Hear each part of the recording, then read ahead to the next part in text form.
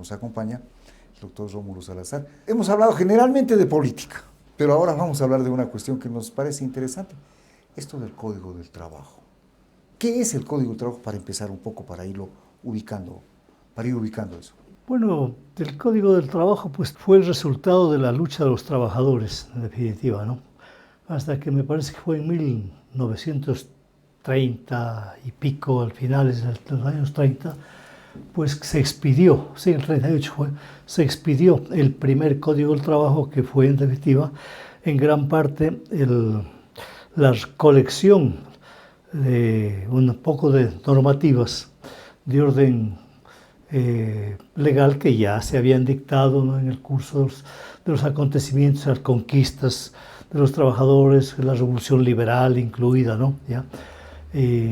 Y contra algunos de los liberales falsos que habían, ¿no? Un poco resulta también luego después de la masacre del 22, de 1922. Consecuencia, ¿Cómo? digamos, uno de sus resultados, uno de sus resultados, y bastante distante también, bastante tardío de todas maneras, pero eso no quiere decir de que con esas luchas no se obtuvieron conquistas, ¿no? Sino que quedaban como leyes sueltas, ¿no? Como normativas sueltas que algún rato... Una ley por aquí, otra ley por allá, y el código lo que hace es el código reunir. es una recolecta eso, ¿no? Y crea algunos otros reconocimientos a los trabajadores, ¿no? Entre ellos diríamos la jornada de trabajo, ¿no? Y la semana laboral, el salario obligatorio, ¿no? Aunque tardó bastante para hablarse de salario básico, salario mínimo, digamos, ¿no?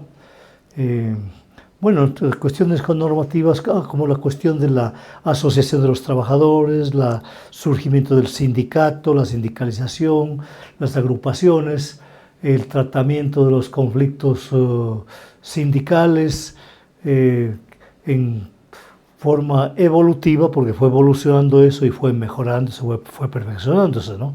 De tal manera que se ha llegado y se llegó a reconocer ya desde entonces que la norma laboral y el Código del Trabajo son una normativa especial porque tiende a proteger a una de las partes, a diferencia de que el Código Civil habla de la igualdad de las partes contractuales.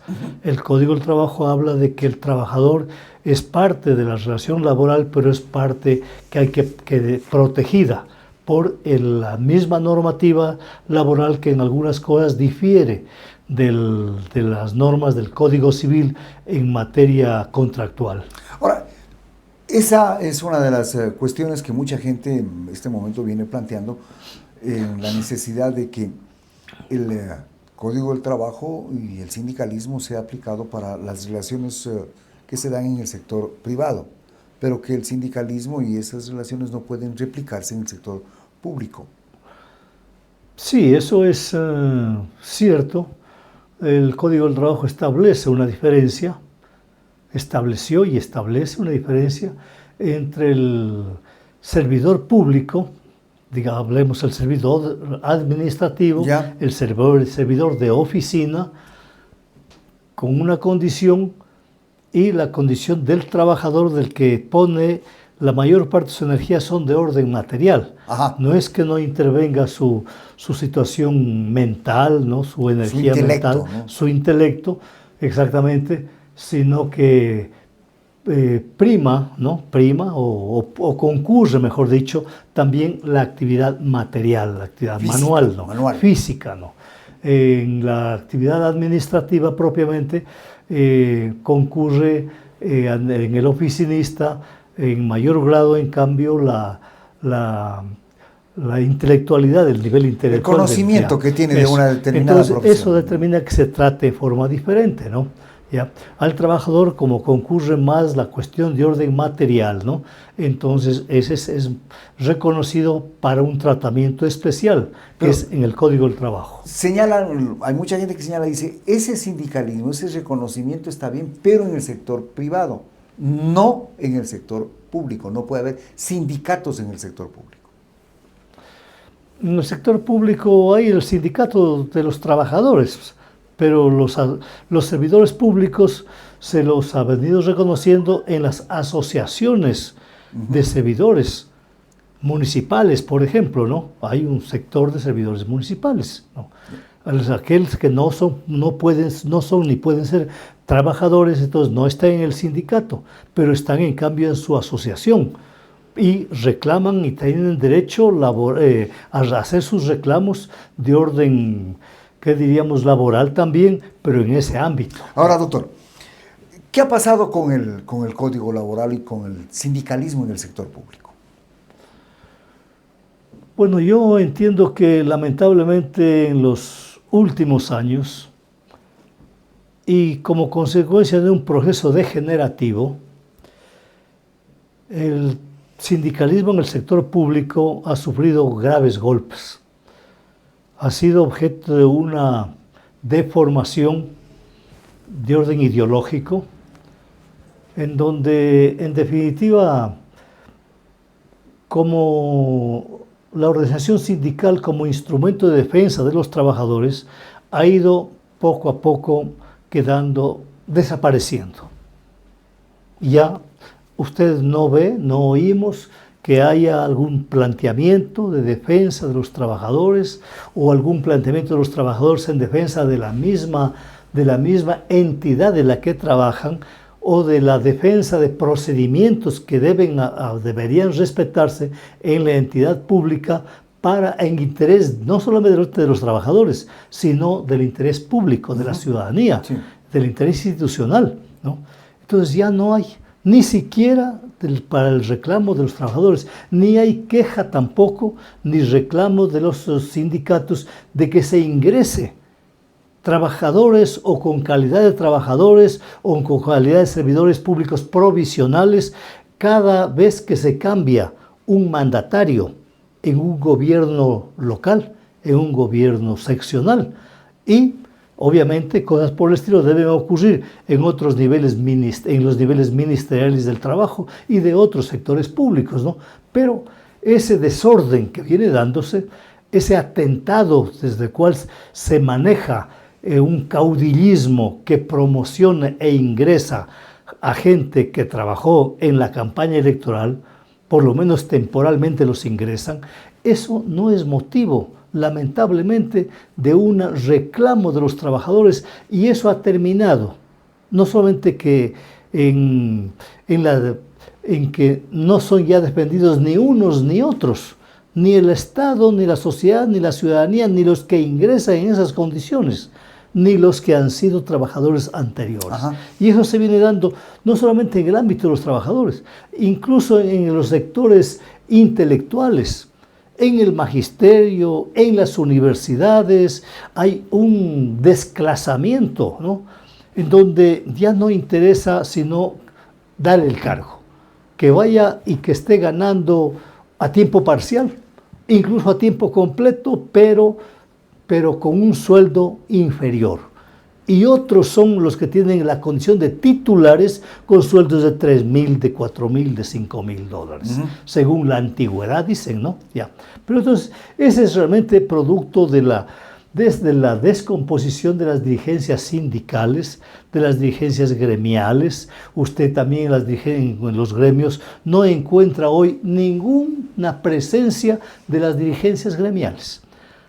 En el ámbito de los abogados, en el ámbito de las escuelas de derecho, los profesores y los abogados en general no aparecemos diciendo nada a través de nuestros gremios, de nuestros dirigentes gremiales, diciendo nada sobre los graves conflictos de orden jurídico que se vienen ocasionando en el Estado, en esta lucha por llegar o no llegar, llegar más pronto o cómo llegar a las designaciones electorales con un régimen de partidos que no tiene nada de régimen de partidos, ¿no? Nadie habla de eso, y eso que son cuestiones de orden jurídico. Ahora bien, volviendo al tema laboral, se viene señalando por parte de algunas personalidades en el país de que primero los sindicatos se han dedicado básicamente a conseguir todos los beneficios que les sean posibles conseguir. independientemente de, fundamentalmente en el sector público, porque en el sector privado la negociación como que es un poco más lenta, más difícil, pero en el sector privado como que las cosas cambian y se hace un poco más laxo el asunto de la negociación, y que en consecuencia los trabajadores están este momento con una serie de beneficios y con muy pocas responsabilidades. ¿Usted compara ese criterio? Yo entiendo que la descomposición de los sectores dirigenciales de los trabajadores viene siendo el resultado de lo que vienen aprendiendo de los niveles, como diríamos, dirigenciales a su vez de las entidades en uno u otro nivel, en uno u otro ámbito. Entonces, como a nivel de Consejo Cantonal, como a nivel de Ministerio de Consejo de Gobierno, como a nivel de dirigencia de una u otra entidad, se ponen fácilmente de acuerdo los miembros del gremio, del organismo, entonces no dan a conocer nada, nadie sabe nada, se ponen de acuerdo. La Contraloría no aparece nada a verificar cómo están manejando los recursos, ni en un nivel ni en otro. Entonces también eso lo vienen aprendiendo los sectores dirigenciales de los trabajadores, salvo obviamente excepciones, ¿no? Pero lo común es esto. Por eso es que este rato se viene hablando de que se proponen acciones que deben ser llevadas de una manera según la ley, se las propone de otra manera para que salgan más rápido y son más copiosos los resultados. Antes de entrar digamos, en definir algunas cosas, para hacer un marco, ¿la Corte Constitucional en el país es la guardiana de la aplicación de la Constitución? ¿Es lo máximo en materia constitucional? Sí, así es. Y prueba de ello es de que ante ella se recurre cuando existe en el ámbito constitucional una decisión que no satisfaga a una u otra de las partes, cuando se implementa lo que hoy llamamos la acción de protección, que antes se llamó recurso de amparo. La resolución que tome la Corte Constitucional es de última instancia, sobre eso ya no hay nada. Así es. Ya.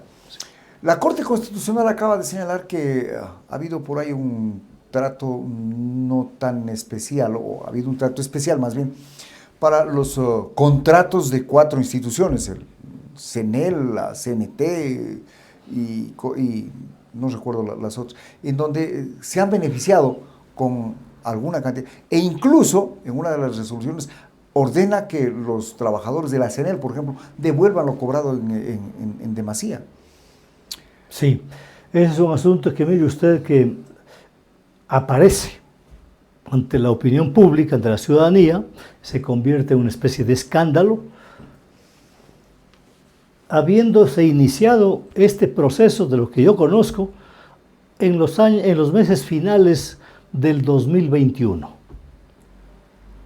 Se decide eso, se propone una acción de protección en Pueblo Viejo, en la provincia de Los Ríos, me parece que es, ¿no? Sí.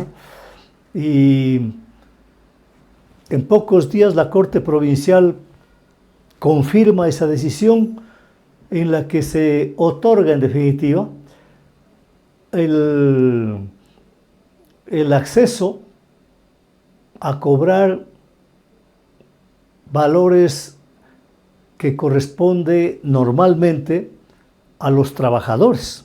Sí. ¿Ya? Pero aquí se accede, la acción de protección permite que accedan los servidores. 1.600, 1.800 servidores los pasan al Código del Trabajo. Exactamente. ¿Sí? Administrativos, servidores administrativos sí. Pasan a ser beneficiarios del Código. Ya. De los beneficios que planteaba el contrato colectivo de los trabajadores. Exacto, ese es exactamente. Esa es habían los beneficios del contrato colectivo y entonces estos sectores administrativos concurren con una acción de protección en Pueblo Viejo demandando tal cosa, que ellos también ser partícipes de lo que correspondía según el contrato colectivo a los trabajadores. Es decir, eso es un hecho que por todos los ámbitos no se lo puede ver con buenos ojos. No se lo ve bien. ¿Ya? Se descompone todo. Bien, pero antes de ir más allá, yo quisiera acordarme de que una cosa parecida hubo acá en Loja, cuando apareció un recurso de amparo que era en esa época, donde un conjunto de servidores públicos o ex servidores públicos jubilados aparecieron demandando que se les pague unos determinados valores que como derecho podrían haberlo tenido, pero no podían reclamarlo en acción, en una acción de protección, como decimos ahora, que antes era el recurso de amparo. Por muy laboral que sea, por muy sensible que sea la cuestión, eso tenía que ser reclamado en un juicio laboral, ¿no? O un juicio contra el IES, ¿no? O como fuera, ¿no? Pero no podía ser en acción de protección. Y comenzó, ordenó el juez y comenzó a pagarse. Eso obviamente obligó a que de forma inmediato, la Procuraduría General del Estado intervino, se ordenó bloquear los pagos, bloquear las cuentas de donde se estaban haciendo los desembolsos, ¿no? Y se inició el juicio penal contra los que habían intervenido en este procedimiento, incluidos no solamente los accionantes que encabezaban el grupo de cabecillas, digamos, el grupo directivo, sino también su abogado o sus abogados, ¿no? El juez, el secretario del juzgado y, bueno, algunos más que no recuerdo muy bien, pero fue poco menos que inmediato, digamos. No se tardó mucho. Entonces yo destaco esto, ahora, destaco esto porque habiéndose dado este hecho en Pueblo Viejo en 21. Noviembre del 21, creo que confirmado eso en enero, me parece, o en diciembre del mismo 21 o en enero del 22, ¿no? Bueno, eso fue motivo de algunas acciones, recursos, ¿no? Y lo cierto es que como fue sentencia en acción de protección, entonces eso comenzó a cumplirse.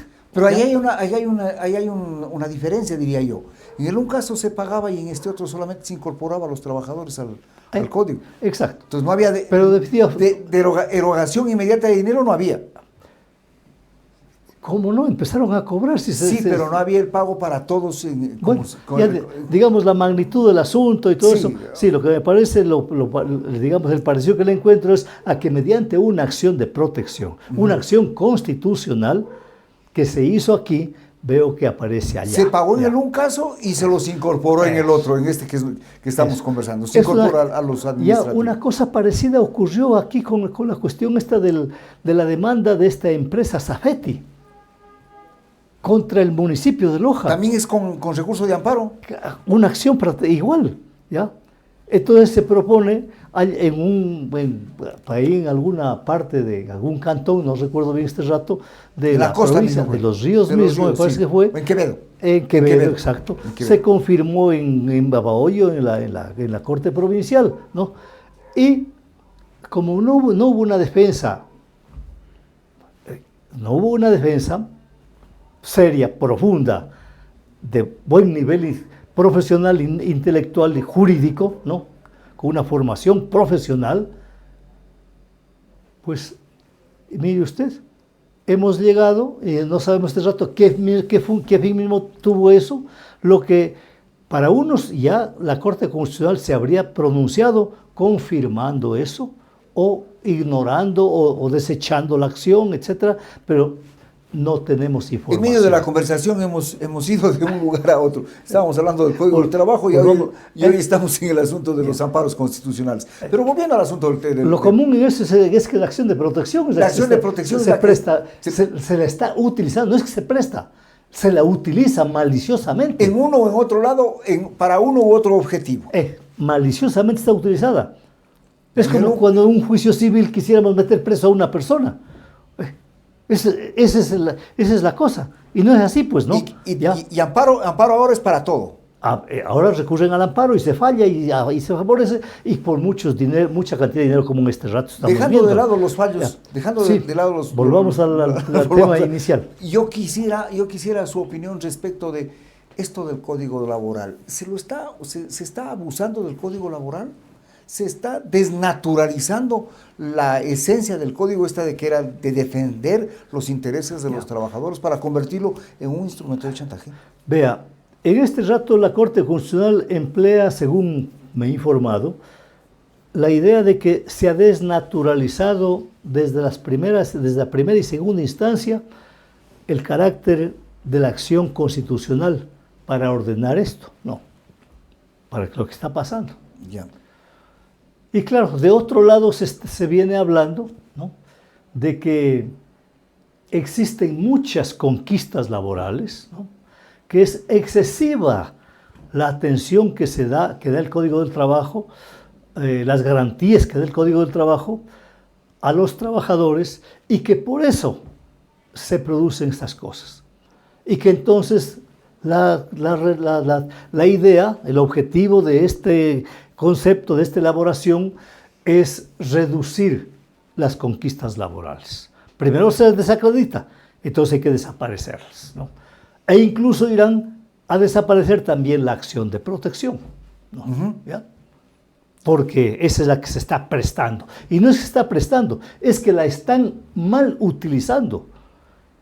Y recién ahora estamos viendo, por ejemplo, que la Corte Constitucional dispone del enjuiciamiento penal de todas aquellas personas que se resultan comprometidas en la armazón en la resolución tomada de esta resolución. Ajá. Ya. Entonces el código no es malo. No, pues de ninguna manera. Lo que ocurre es que quienes lo están utilizando ahora lo están abusando.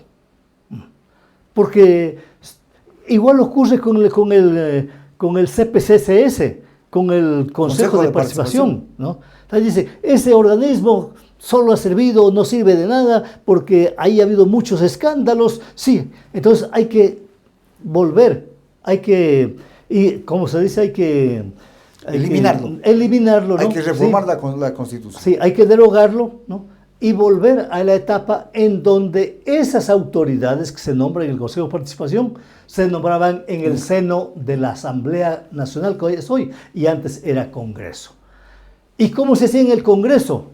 Eso, pues poniéndose de acuerdo entre los partidos políticos que tenían representación en el Congreso, para nombrar a tales o cuales personas. Entonces era una lista, tantos por este partido, tantos por este otro van a ser miembros de la Corte Suprema, tantos del este, tantos de este otro, tantos de otro, y entonces eso.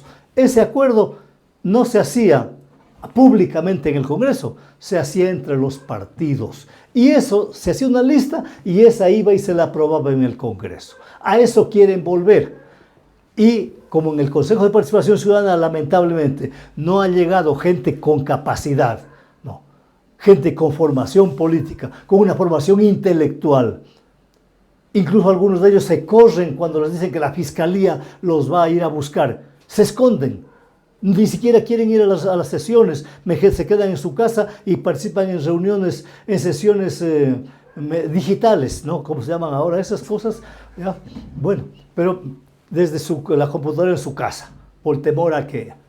Entonces, esas son las condiciones. No es que el Consejo sea malo. No es que el Consejo sea malo. Como tampoco es malo el Código del Trabajo. Y tampoco es malo el Código del Trabajo. Lo que tiene es que realmente designarse personas de calidad intelectual. Pero para el Consejo. Y para el Consejo. Y para eso hay que nombrar, como eso se nombra, incluso tiene directo o indirectamente con la Asamblea Nacional, también para eso hay que nombrar diputados o asambleístas con nivel intelectual, pues. Pero volvamos al asunto del Código. Porque siempre... Tienes razón. El Código, entonces, no es malo, se está mal utilizando. Así es. Pero también se establece en algunas instituciones públicas una serie de beneficios que no gozan, de los cuales no se goza en otras instituciones. Pero eso usted no tiene ya relación con que el Código sea bueno o malo. Es con la óptica con la que se pretende hacer política. cuando en esas condiciones lo que menos se hace es política, sino corrupción, oportunismo. Y eso es lo que llamarle es oportunismo. Política no puede decirse de eso. Eso se llama corrupción. Entonces no confundamos la corrupción con la política, así como no hay que confundir la acción de protección para los derechos constitucionales con las reclamaciones de carácter laboral, ¿no? Ni puede meterse una cosa en la otra. Hay que respetar los ámbitos que se tiene. Pero eso comenzamos, nos enseñaron hace rato a eso, perdón, porque es un asunto que no se reduce a eso. Nos dijeron, no, como la función judicial desde hace rato viene siendo corrompida, ¿no? Así es la idea en términos generales, se reconoce que hay excepciones, pero no sabemos cuándo se promueven las excepciones para que lleguen a dirigirla, ¿no? Bien, pero con ese criterio dicen, la corrupción se apodera de la función judicial. Entonces, como hay que garantizar la inversión extranjera, las empresas extranjeras no quieren que los conflictos laborales, los conflictos que se dan contractuales en el curso de las actividades entre el Estado y la empresa, no quieren que se traten este tipo de jueces. Entonces dicen, hay que llevar eso a jueces extranjeros. A los tribunales extranjeros. A los tribunales extranjeros, que los llaman tribunales de mediación y arbitraje, el CIADI. No, entonces allá tienen allá, con el auspicio del gobierno de Estados Unidos, con la intervención del Fondo Monetario Internacional, con el del Banco Mundial. Bueno, en definitiva, está estructurado así, y con un conjunto, una lista de abogados internacionales, digamos, ¿no? De las empresas internacionales. Unos son llamados a ser jueces en este tribunal de conciliación cuando se va a tratar el caso del juicio tal con Ecuador o del juicio tal de la empresa tal con Argentina o con el otro país, ¿no? Entonces, un tribunal para cada una. Y estos jueces aquí, y unas veces unos son jueces y otras veces esos jueces son abogados. Y otros mediadores. Y otros son los mediadores, ¿no? Entonces, eso es, con esos cuentos, claro, entonces supuestamente con eso se habría garantizado supuestamente la justicia, que termina siendo todos los fallos contra los países. En el caso del tribunal. En el caso del Tribunal de Conciliación y Arbitraje. Y siempre a favor de las empresas. Pero barbaridades, ¿no es cierto? Esa concepción que se tiene de parte de la función judicial no puede llevar tampoco a la eliminación de ciertas de las instituciones como tales. Pero lógico, porque ahí los que pretenden haber resuelto la seguridad de las empresas extranjeras en sus inversiones con este CIADI, pues entonces díganos, ¿y cómo desde la derecha desde hace 40 años que existe este CIADI, que se inventaron 40 años más o menos, ¿no? Pues, ¿qué han hecho para resolver los problemas de la administración de justicia donde la gente que no tiene cómo litigar, tiene que litigar y cuando no puede litigar no puede pagar? Entonces, ya pierde el juicio, ¿no? Ya. ¿Cómo están haciendo? Cuando cada día se ve que es a través de dinero lo que se ganan los procesos entre los sectores dominantes, entre las empresas que pelean entre sí, entre las empresas con el Estado. Entonces, esto requiere realmente un lavado, de esos lavados que se hacían en el pasado, ¿no? Ya, cuando le ponían a uno por una cánula y le hacían llegar, perdónenme la expresión, a través del ano, le hacían llegar el lavado, donde iba una cantidad de hierbitas, una cantidad de cosas, incluido jabón Águila de Oro de esa época, ¿no? Y entonces lo hacían que se aguante el individuo ahí un ratito para que luego bote todo, ¿no? Sí. Ya. Eso es lo que hay que hacer, parecido a eso, es lo que hay que hacer con estos sectores de la administración de justicia, con gentes que realmente sepan poner el lavado, pues no.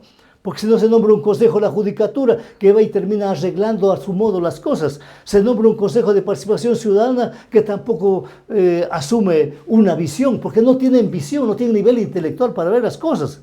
Entonces aquí hay que poner gente capaz para eso. Y hay que poner... Bueno, eso no va a ser fácil, ¿no? Eso no va a ser fácil ni de corto plazo, pero hay que luchar por eso. Y utilizar el pueblo tiene que luchar por eso. Y utilizar los cuerpos legales en lo que debe ser utilizado. Exacto. Y así como se ha hecho siempre hemos reclamado las cosas a través de un instrumento, de un organismo, de un nivel institucional. Pero ahora ya se anda hablando de que el Estado incluso hay que reducirlo. Ya ni hospitales quieren que hayan, ni escuelas para la gente, el común de las gentes quieren que hayan, ¿no? Entonces, esto, lo que estamos viviendo, que estamos conversando, lo que está pasando, es parte de este afán de destruir, de destruir el Estado en todas formas. Eso es el neoliberalismo. Y no importa ya la vergüenza. Están viendo que todo el mundo se percata de que es una vergüenza lo que hace el presidente de la República, pero él lo hace porque puede hacerlo sin que le importe la vergüenza nada.